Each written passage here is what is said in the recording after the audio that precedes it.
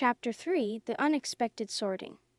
The great hall fell silent as Professor Sinistra unrolled a long parchment and began calling out names. Albus felt his heart racing, his palms sweaty as he waited for his turn. He glanced at Scorpius, who offered a weak smile, and then at Rose, who was practically bouncing on her toes with excitement. "Chapman, Polly!" The quiet girl from their boat walked forward, trembling slightly. The hat had barely touched her head when it shouted, "GRYFFINDOR!" The table on the far right erupted in cheers. More names were called. Finch Fletchley Toby became a Hufflepuff, while Goyle Vincent Jr. was sorted into Slytherin. With each sorting, Albus felt his anxiety growing. Granger Wesley Rose. Rose marched confidently to the stool. The hat took a moment before declaring, "GRYFFINDOR!" Rose beamed as she joined the cheering Gryffindor table, catching Albus's eye and giving him a thumbs up. "Malfoy, Scorpius!" The hall grew quiet, whispers rippling through the crowd. Scorpius walked forward, his face pale but determined. The hat sat on his head for what seemed like an eternity. Albus could see Scorpius' lips moving as if in silent argument with the hat. Finally, to everyone's surprise, the hat shouted, "GRYFFINDOR!" A shocked silence fell over the hall. Scorpius, looking both relieved and terrified, made his way to the Gryffindor table. The applause, when it came, was scattered and uncertain. More names were called, more students sorted. And then, finally, "Potter, Albus!" The hall erupted in excited whispers. Albus felt all eyes on him as he walked towards the stool, his legs feeling like Lee. He caught a glimpse of James at the Gryffindor table, giving him an encouraging nod. As the hat dropped over his eyes, Albus heard a small voice in his ear. "Him," said the hat. "Difficult. Very difficult. I see courage, oh yes, but also a thirst to prove yourself. There's talent, and a desire to step out of the shadows. But where to put you?" Albus gripped the edges of the stool. "Not Slytherin," he thought desperately. "Not Slytherin." "Not Slytherin, eh?" said the small voice. "Are you sure? You could be great, you know. It's all here in your head. Slytherin could help you on the way to greatness, no doubt about that." Albus felt torn. He remembered his father's words about choice, about bravery. But he also felt a pull, a curiosity about what Slytherin could offer. "Well, if you're sure, better be Slytherin." The hat shouted the last word to the whole hall.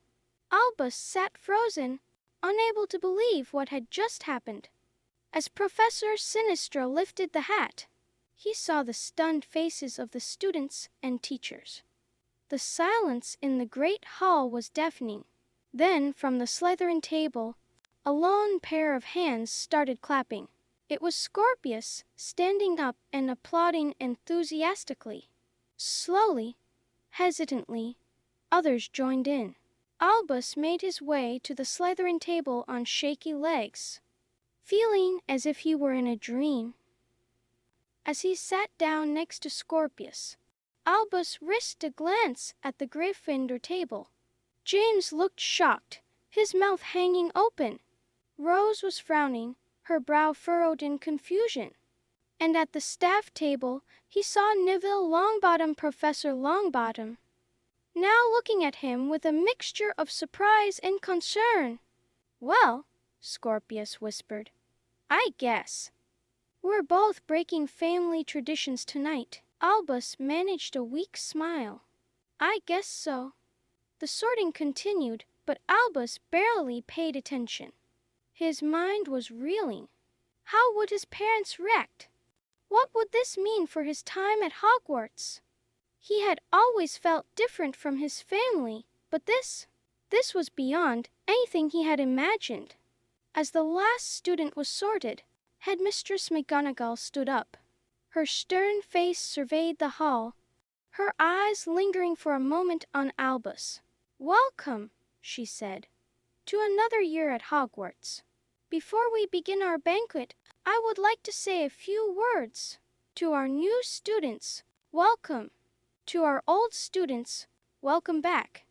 Remember, while your house will be like your family within Hogwarts, we are all part of the greater Hogwarts family. Unity and understanding between houses has never been more important."